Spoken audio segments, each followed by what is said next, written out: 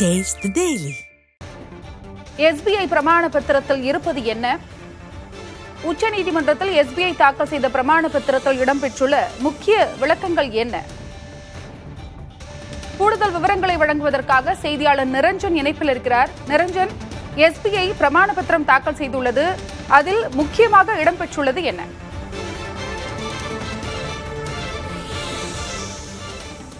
மொத்தம் 7 பக்கங்களை கொண்ட பிரமாண பத்திரத்தை தற்பொழுது உச்சநீதிமன்றத்தில் SBI வங்கியுடைய சேர்மன் சமர்ப்பித்திருக்கிறார்.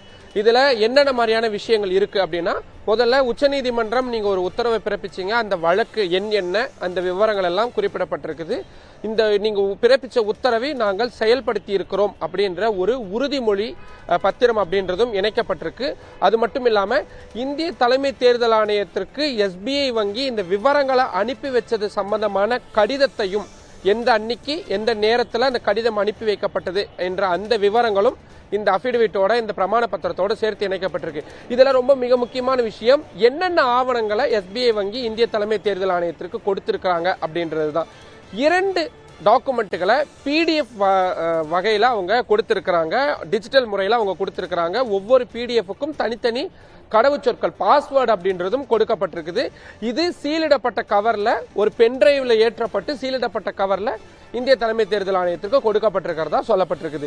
இதுல என்னென்ன மாதிரியான ஆவணங்கள் அப்படின்னா, ஒரு டாக்குமெண்ட்ல யார் யாரெல்லாம் இந்த தேர்தல் பத்திரங்களை வாங்கினாங்க, எந்த தேதியில என்ன தொகை கொடுத்து வாங்கினாங்க அப்படின்ற முழு விவரங்களும் இருக்கு. அது மட்டும் இல்லாம எந்தெந்த அரசியல் கட்சிகள் இந்த தேர்தல் பத்திரங்களை பணமா மாற்றினாங்க அப்படின்ற விவரங்களும் அடங்கியிருக்கு. அந்த நம்பர்ஸும் கொடுக்கப்பட்டிருக்காருன்னா, எந்த ஆண்டு எவ்வளவு தொகை அப்படின்றதும், எந்த நம்பர்ஸ் அப்படின்றதும் கொடுக்கப்பட்டிருக்கு.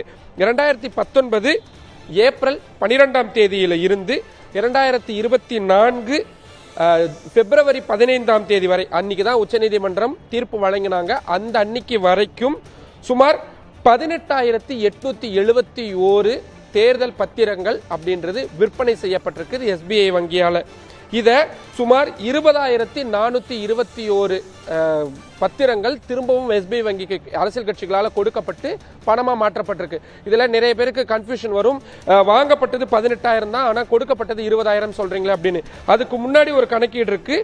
2019 ஏப்ரல் 1ஆம் தேதியில இருந்து ஏப்ரல் 11ஆம் தேதி வரைக்குமான அந்த 12 நாள் கேப்ல கிட்டத்தட்ட 3,346 தேர்தல் பத்திரங்கள் விற்கப்பட்டிருக்கு.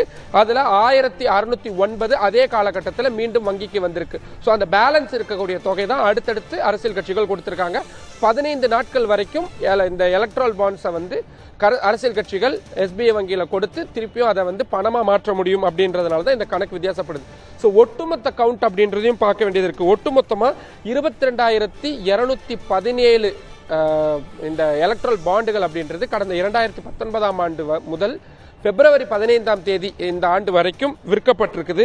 இதுல 22,030 எலக்ட்ரல் பாண்டுகள் அரசியல் கட்சிகளால வங்கி கிட்ட கொடுக்கப்பட்டு அது பணமா மாற்றப்பட்டிருக்கு. சோ கிட்டத்தட்ட வந்த எல்லா எலக்ட்ரல் பாண்டுமே போயிருச்சு. சோ அப்ப மிச்சம் இருக்கக்கூடிய அந்த ஒரு கிட்டத்தட்ட ஒரு 180 எலக்ட்ரல் பாண்டு என்ன ஆகிருக்கும் அப்படின்னா, அது ஆட்டோமேட்டிக்கா பிரதமருடைய அவசர கால நிதிக்கு அது வந்து ஆட்டோமேட்டிக்கா டிரான்ஸ்பர் ஆயிரும், பேரிடர் நிவாரண நிதிக்கு ஆட்டோமேட்டிக்கா டிரான்ஸ்பர் ஆயிரும்.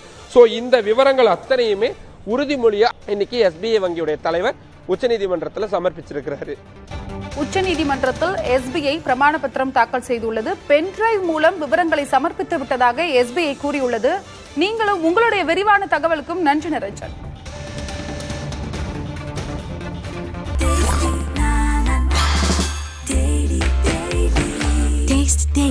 Taste the Daily.